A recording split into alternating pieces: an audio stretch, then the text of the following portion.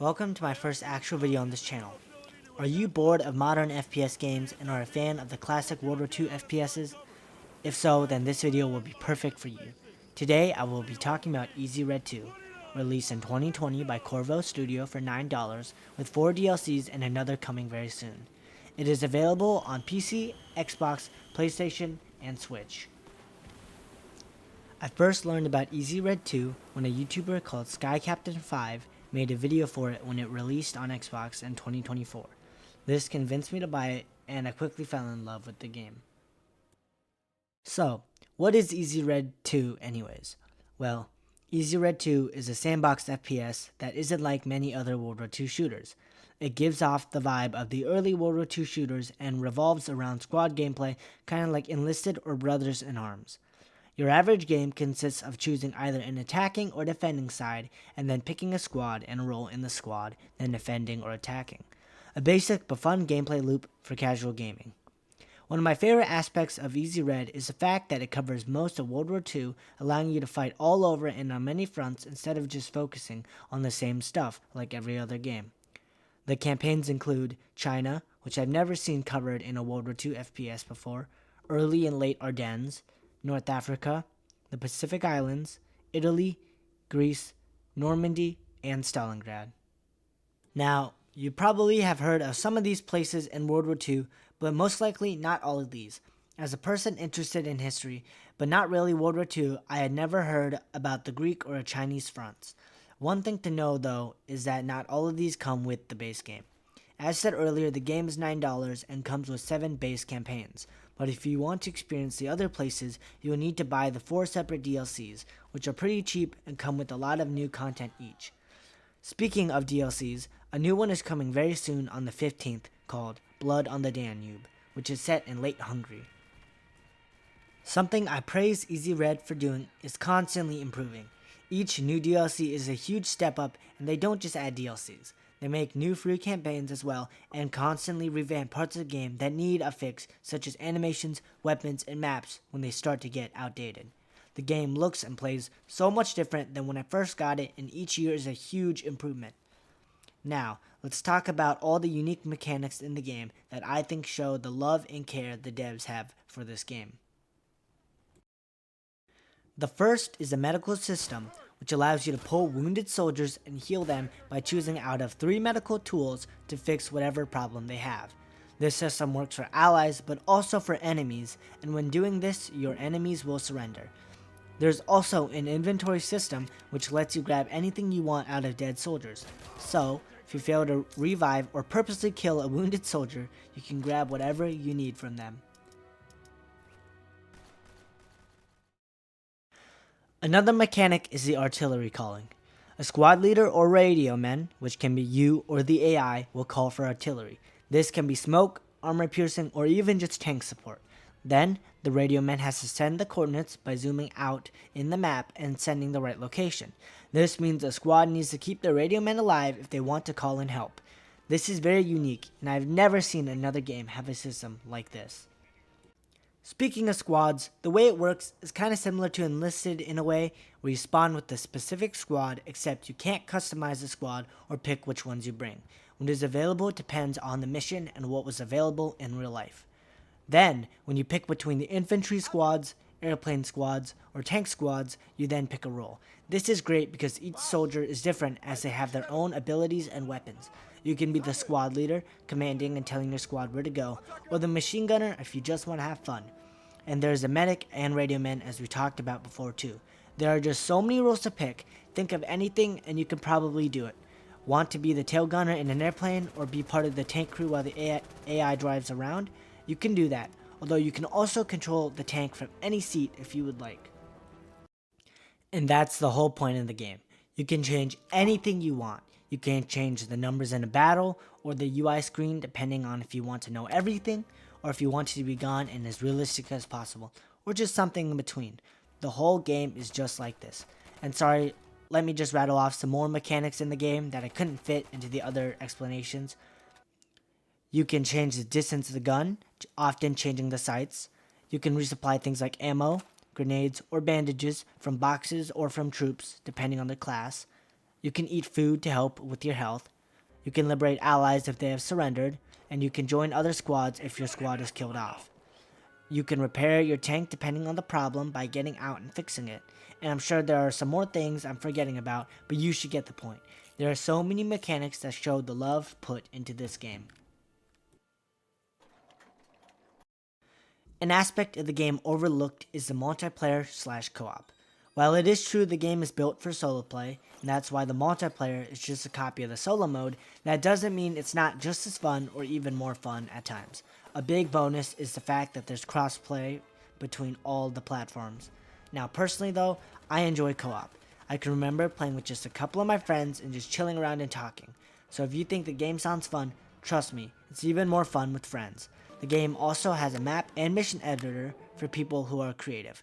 I tried it and it's very fun and pretty in-depth, but sadly, there's no way to share your creations on console. And that's the end of the video. If this video has made you interested in Easy Red 2, please comment your experiences with the game and your opinions. The rest of this video will be some gameplay of my favorite campaign, Stalingrad. Also, this is my first time editing and making videos, so if you have any advice, please do share. Thanks and have a good rest of your day.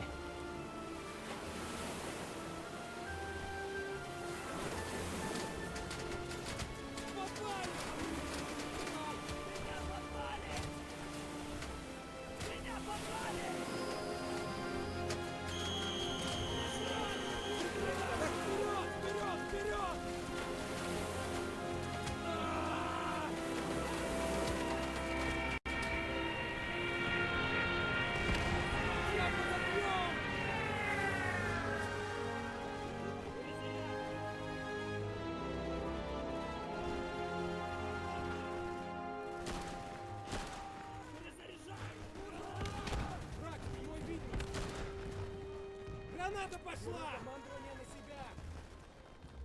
Полотье попали!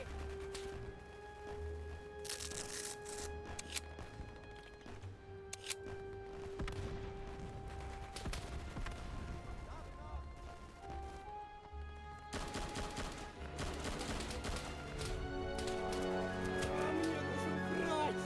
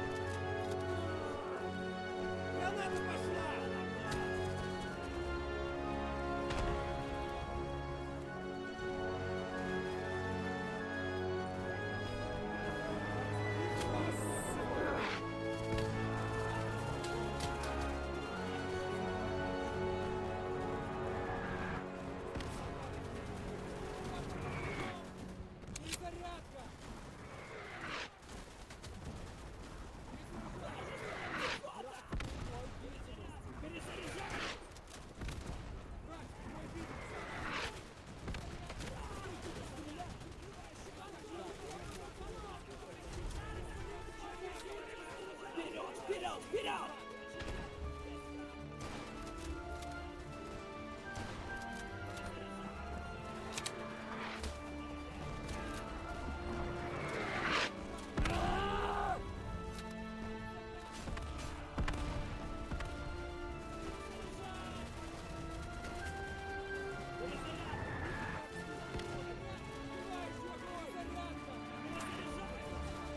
Я подогнем! Я возглавлю командование!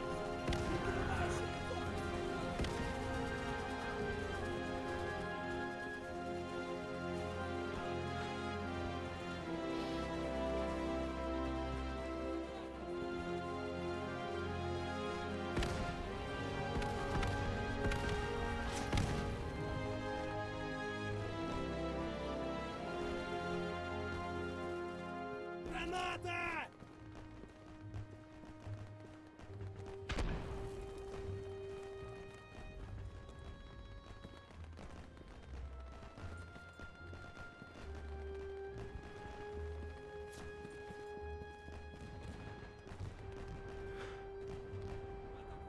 В атаку на позицию!